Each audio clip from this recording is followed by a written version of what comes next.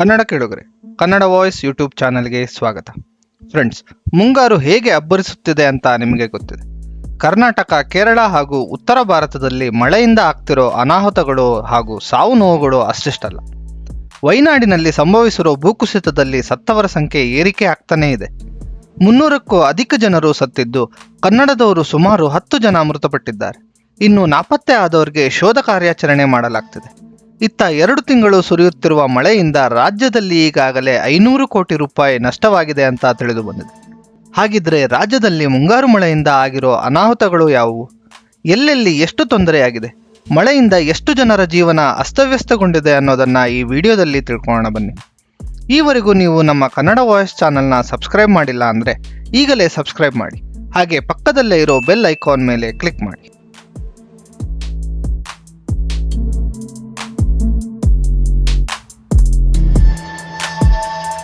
Friends, ಮುಂಗಾರು ಆರಂಭವಾಗಿ 2 ತಿಂಗಳಾಗಿದೆ ಅಷ್ಟೆ. ಜೂನ್ನಲ್ಲಿ ಅಷ್ಟೊಂದು ಸದ್ದು ಮಾಡದ ವರುಣ ಜುಲೈ ತಿಂಗಳುದ್ದಕ್ಕೂ ತನ್ನ ಆರ್ಭಟವನ್ನ ತೋರಿದ್ದಾನೆ. ಮುಂಗಾರಿನ ಪ್ರಮಾಣ ಕಳೆದ ವರ್ಷಕ್ಕಿಂತ ಹೆಚ್ಚಾಗಿದೆ. ಹೀಗಾಗಿ ಅವಾಂತರಗಳು ಕೂಡ ಹೆಚ್ಚಾಗಿದ್ದು, ಈ ಅಬ್ಬರ ಇದೀಗ ಆಗಸ್ಟ್ನಲ್ಲೂ ಮುಂದುವರಿಯುವ ಲಕ್ಷಣಗಳು ಕಾಣ್ತಿವೆ. ದಕ್ಷಿಣ ಗುಜರಾತ್ ಮೂಲಕ ಕೇರಳದ ಕರಾವಳಿವರೆಗೂ ತೇವಾಂಶಭರಿತ ಮೋಡಗಳು ಹಾದು ಹೋಗ್ತಿವೆ. ಇದರ ಜೊತೆಗೆ ರಾಜ್ಯದ ಕರಾವಳಿ ಭಾಗ ಹಾಗೂ ಪಶ್ಚಿಮ ಘಟ್ಟಗಳ ಭಾಗದಲ್ಲೂ ಹೆಚ್ಚಿನ ಗಾಳಿ ಬೀಸ್ತಿರೋದ್ರಿಂದ ಮತ್ತೆ 2 ದಿನಗಳ ಕಾಲ ಹೆಚ್ಚಿನ ಮಳೆಯಾಗುವ ಸಾಧ್ಯತೆ ಇದೆ ಎನ್ನಲಾಗಿದೆ.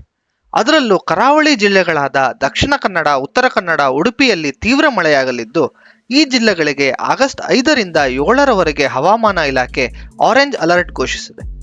ಇತ್ತ ನೆರೆಯ ರಾಜ್ಯ ಕೇರಳದಲ್ಲಿ ಈಗಾಗಲೇ ಮಳೆಯಿಂದ ಭಾರಿ ಅನಾಹುತಗಳಾಗಿವೆ. ಈ ಮಳೆ ಅಬ್ಬರ ಮುಂದಿನ ದಿನಗಳಲ್ಲಿ ಕೇರಳದಲ್ಲೂ ವ್ಯಾಪಕವಾಗಿ ಇರಲಿದೆ ಅಂತ ಕೇಂದ್ರ ಹವಾಮಾನ ಇಲಾಖೆ ಮುನ್ಸೂಚನೆ ನೀಡಿದೆ. ಹೀಗೆ ಬಿಟ್ಟು ಬಿಡದೆ ಸುರಿಯುತ್ತಿರುವ ಮಳೆಗೆ ರಾಜ್ಯದಲ್ಲಿ ಸಾಕಷ್ಟು ಹಾನಿಯಾಗಿದೆ.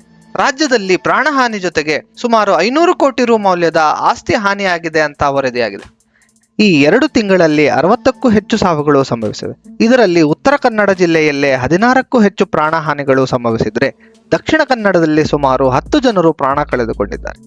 ಇನ್ನು ರಾಜ್ಯದಲ್ಲಿ 832 ಮನೆಗಳು ಮಳೆ ಹಾಗೂ ನದಿ ಪ್ರವಾಹದಿಂದ ಸಂಪೂರ್ಣವಾಗಿ ಹಾನಿಯಾಗಿದ್ರೆ, 6,000ಕ್ಕೂ ಹೆಚ್ಚು ಮನೆಗಳು ಭಾಗಶಃ ಹಾನಿಗೊಳಗಾಗಿವೆ.